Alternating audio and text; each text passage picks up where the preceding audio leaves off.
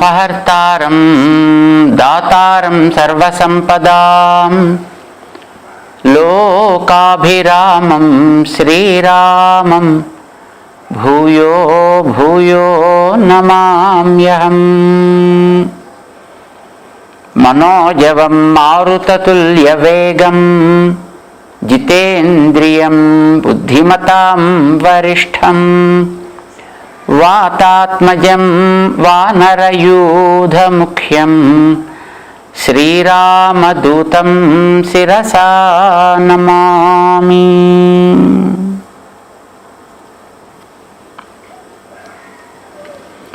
जय Sriman Narayana.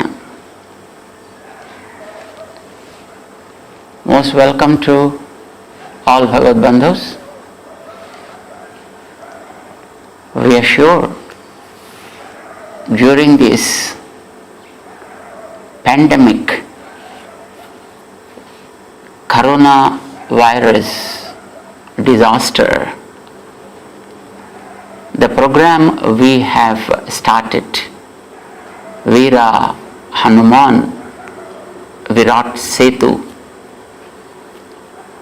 I am sure is being observed by all of us. We started that on the birthday of Hanuman, and we want to see that it is continued till the Guru Purnima, that's till the 5th of July. We're doing that to pray to Hanuman to be the bridge between us and the last peace, for us to gain it back. We want to chant just 5 slokas in praise of Hanuman and see that our veins and nerves being strengthened by the divine name of Lord Sri Rama. So we wanted to write Sri Rama, Sri Rama, Sri Rama 108 times on our wrist. I heard that most of us are doing that.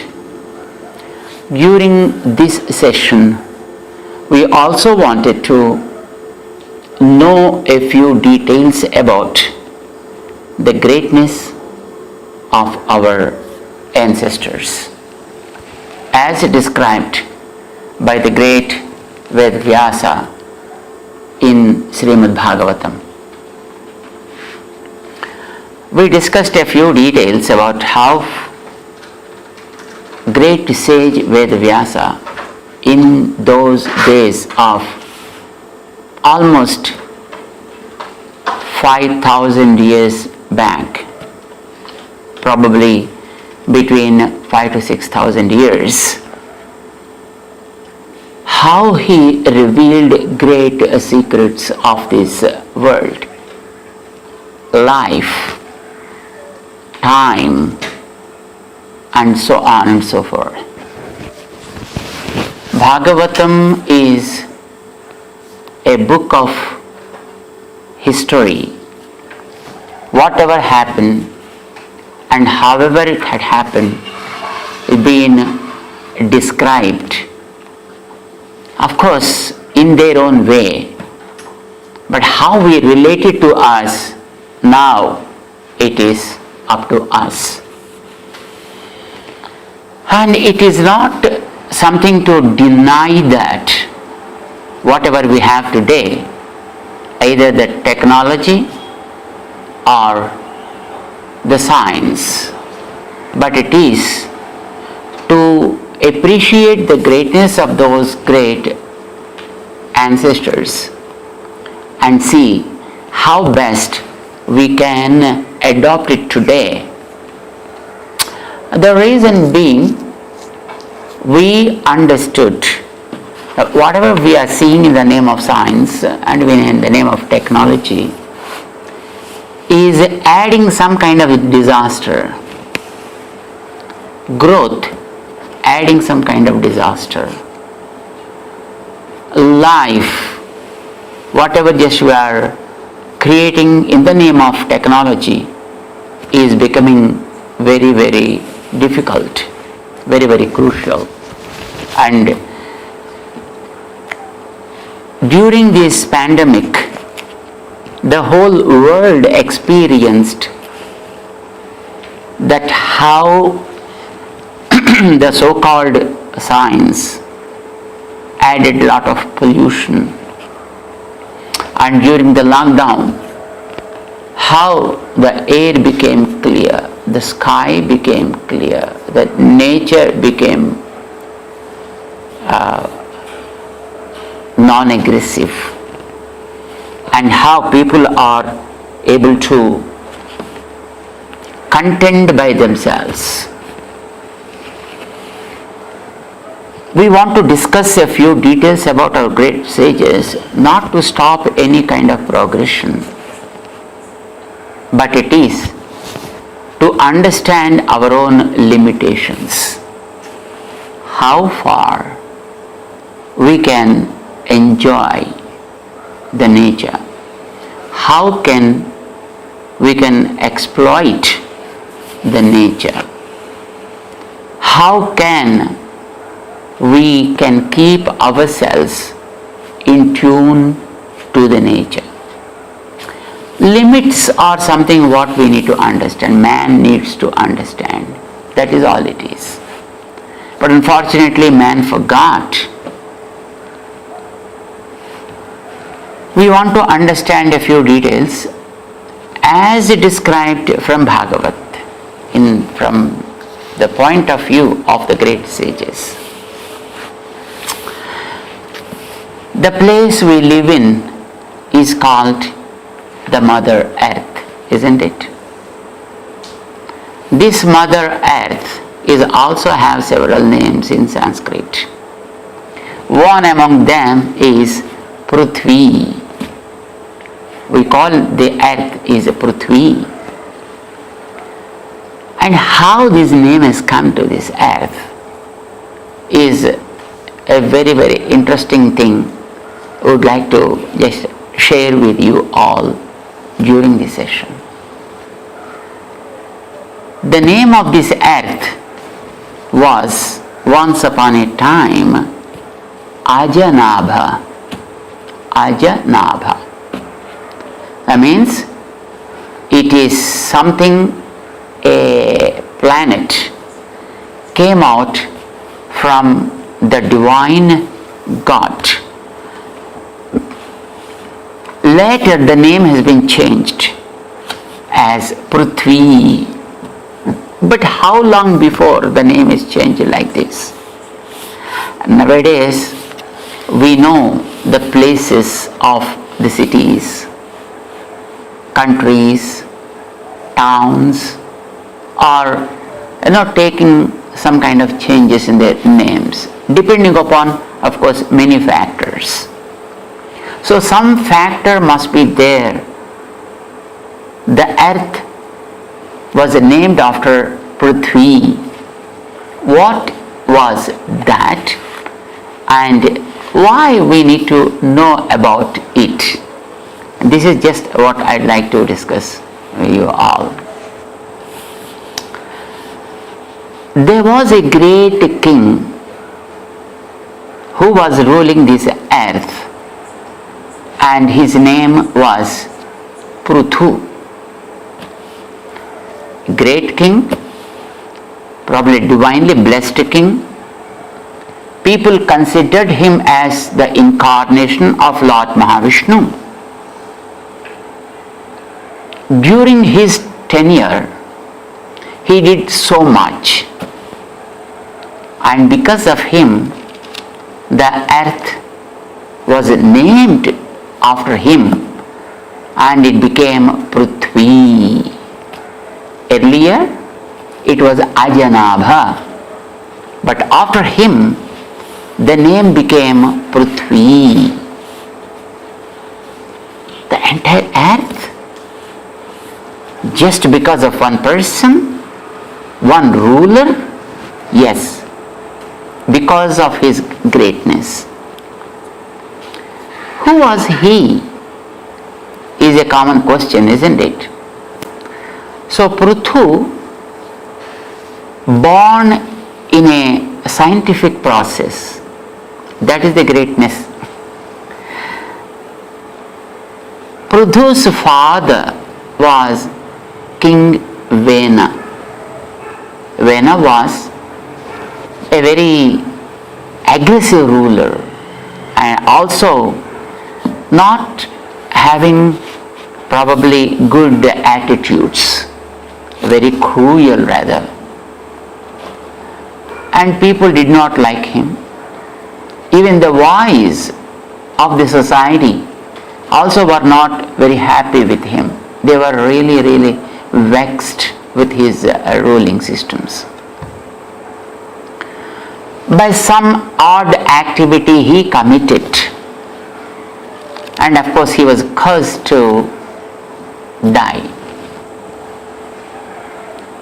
There were great saintly people with him, the seven saintly people who used to be with him, and he, out of arrogance, instructed those wise great saintly people to carry him because he was the king, the monarch. See, monarch is a caretaker of the land, and he probably is the person to take care of all the children, all the people as his own children, isn't it? Being such, he, the King Vena, was always doing some kind of painful things to people, and one day he ordered those 7 great wise men to carry him on a palanquin. They said, why? What is this? And then he said, why can't you carry? They said, we are normal devotees. We worship Lord Mahavishnu. That is okay. Any ruler is incarnation of Lord Mahavishnu. And I am the ruler. So I am the Mahavishnu. Leaving me, you want to worship someone else who is unseen. So come on, carry me on the palanquin, he said.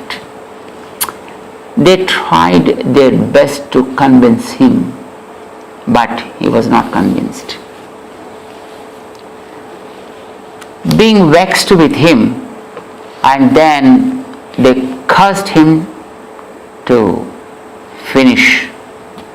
And already by instructing wise people for doing wrong things, he already died. But with a curse, he was really lost his life, and it seems that his wife took care of the body for few days by applying some kind of oils. When there was no king, we know what happens in the country. Earlier, there were so many thieves, bandicoots, and such kind of people used to cause lot of disturbance to the kingdom. But Vena, when he became a king, because he was also a kind of person like that, so all they were controlled. But now, when Vena died, again those bad people started raising their heads and start causing a lot of damage to the common living. It was then those 7 wise saints thought that without king, it is always dangerous for a kingdom to be safe. So we need to do something and then see that the lineage continues. it was then probably they did a kind of cloning process from the body of Vena. They drew some probably genes from his body, and then they grew those genes which born as a twins, as a babies, and Prithu was actually born like that. But when Prithu was born, there were so many good omens, and people felt so pleasant and happy, and those wise people came and blessed him also to be a good ruler of the people. And as a matter of fact, even Prithu also grown up like that. He became very, very knowledgeable, very pious, and very balanced, and he studied very well all the Vedas and stuff. And then those great people actually coronated him as the king after he grew up a little bit. When he got qualified. In Srimad Bhagavatam, in the 4th skandha, 17 and 18 chapters talk about the greatness of this king Prithu after he took the charge of taking care of the kingdom. He used to worship all the wise people, and he used to take care of all the people as his own children. As a good father takes care of his own children, thus this Prithu used to take care of the children. But anything depends upon the nature. When the nature cooperates, anything will happen. But when nature herself doesn't cooperate, then even the king maybe is very good, but really cannot do anything. The earth was not really cooperating during that period. No proper rains, no proper crops, and people were starving. And many people came to him and then pleaded before the king that to support them, to help them. It was then the great sage Maitreya, while elaborating the episode of Prithu, the king, to another great person called Vidura, who was the brother of Dhritarashtra. When Vidura went to the forest to just go on a pilgrimage, and he met with a great sage called Maitreya, who was the disciple of great sage Parasara. Then there was a dialogue, a discussion. During that discussion, the great Vidura, questioned Maitreya, "Hey, great Acharya, kasmat dadhara gorupam dharitri bahurupini yam dudoha prudhuhu tatra ko vatsaha dohanam cha kim?" That was the question. He asked, "Oh great Maitreya, I heard that Prithu, the king, made the earth like a cow, and he probably drew the milk from her and supported the entire life on this earth. Can you just explain to me about how he did all that activity and what made him to do so?" was the question. It was in the 17th chapter of 4th canto. Listening to that question, and he gave a beautiful elaboration of what was exactly happened during the period. Prithu wanted that the earth, if properly taken care, she will definitely yield, or she will yield good fruits to everybody. In this world, we know that everything is interdependent.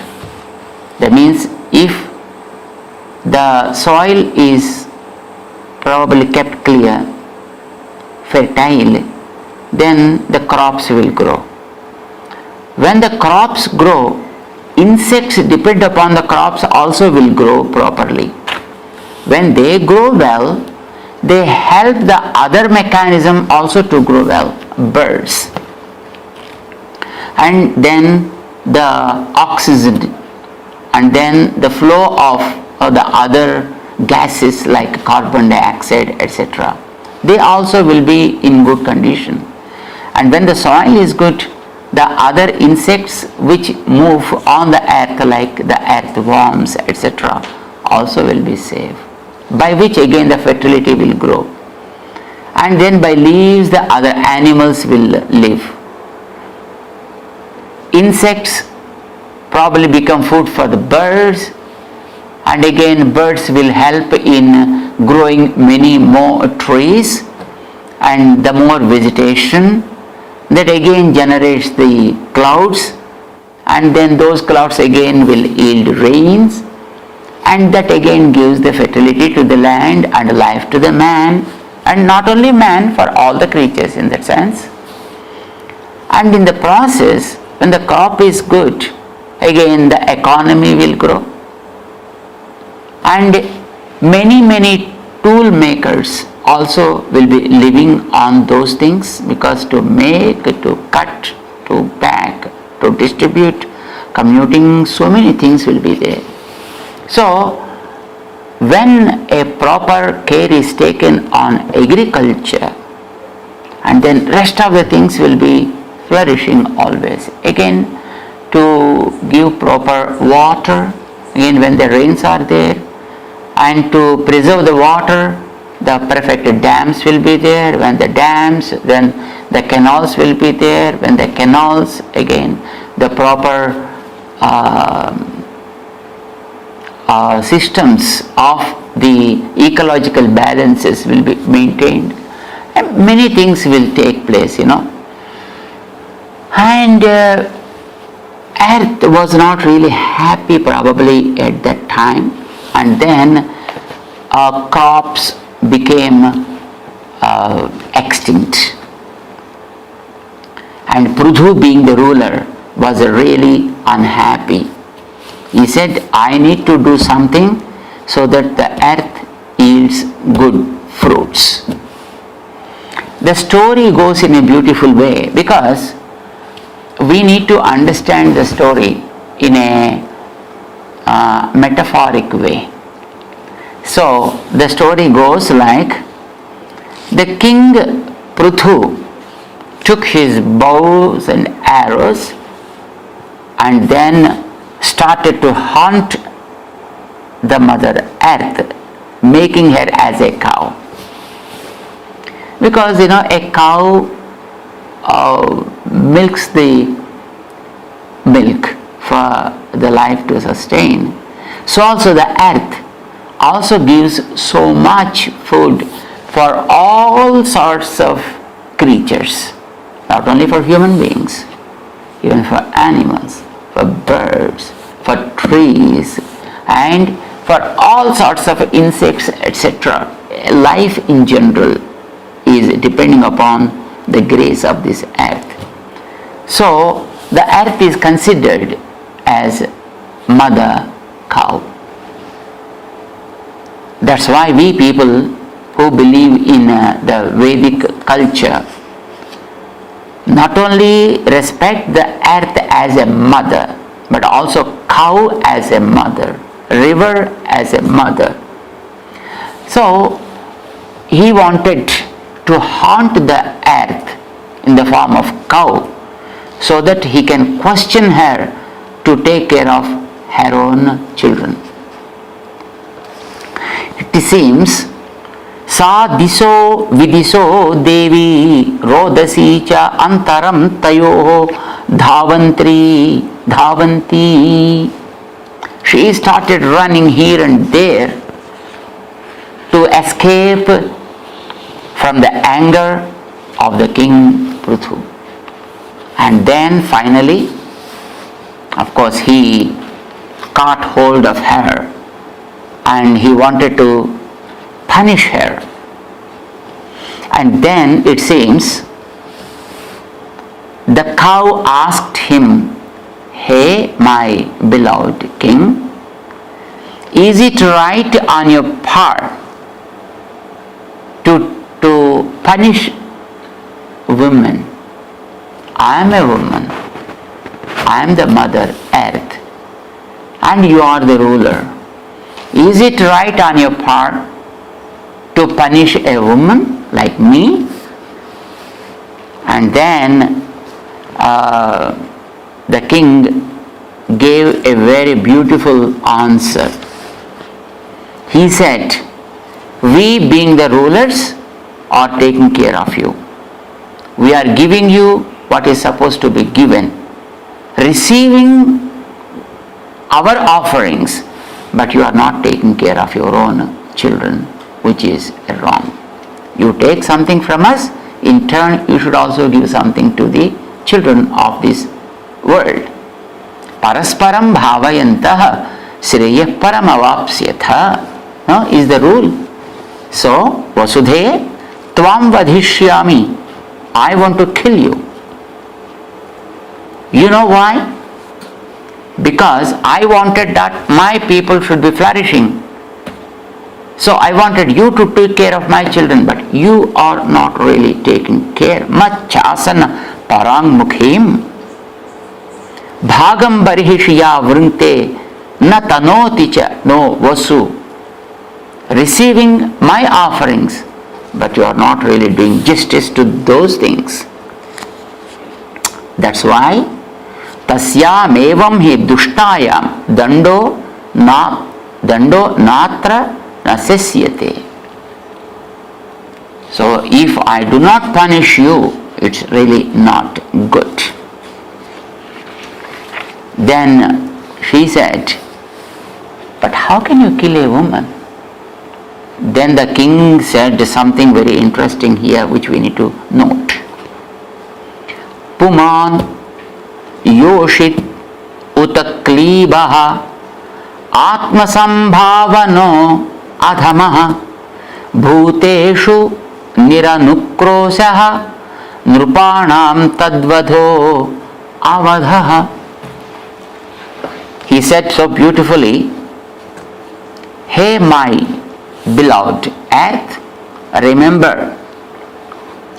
maybe a man or a woman or even some other person, a neuter one, and who becomes so proud of himself and who never have any kind of compassion towards people who depending on that person, and when not rendering his own duties properly, being the king, my duty is to kill them, and that never becomes a sin. Even though I kill them, that will not become a killing at all. Tadvathaha avadha eva. Though I kill, it never becomes a killing at all."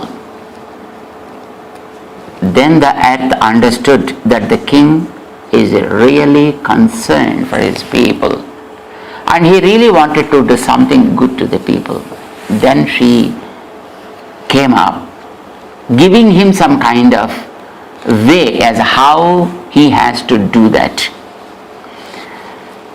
The story goes like the earth prayed him a great deal, and then she said,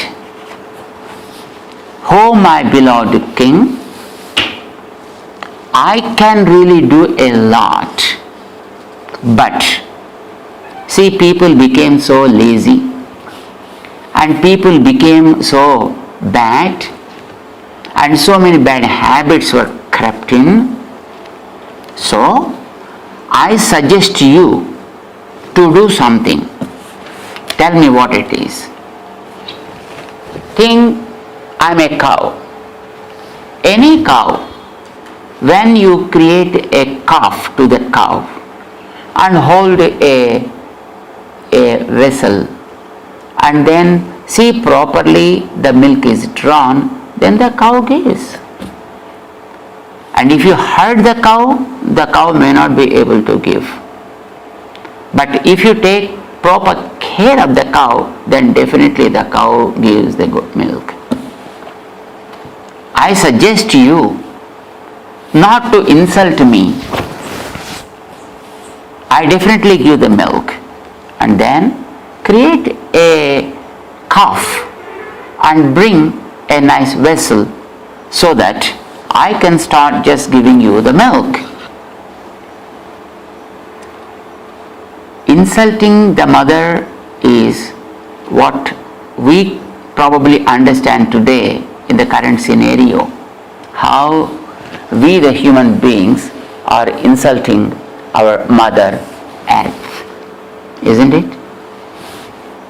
We are contaminating the earth using lot of chemical stuff into her soil.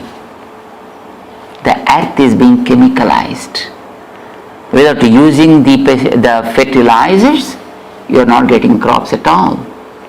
Original energy of the soil is spoiled. And only artificial energy is now probably being supported in the form of fertilizer. Then only they are yielding any kind of fruit, which is not really good. See that the earth regains her own energy, the fertility. I think this is what one has to do. And stop polluting the water by throwing again a lot of chemical stuff into the water. During this pandemic time, we have probably observed how the great rivers are flowing so peaceful and pleasant.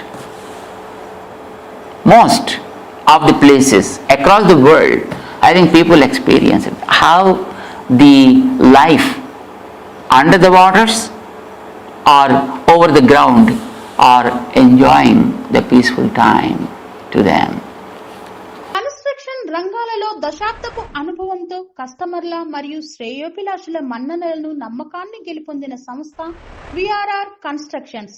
నాణ్యతకు నమ్మకానికి మారుపేరు VRR constructions.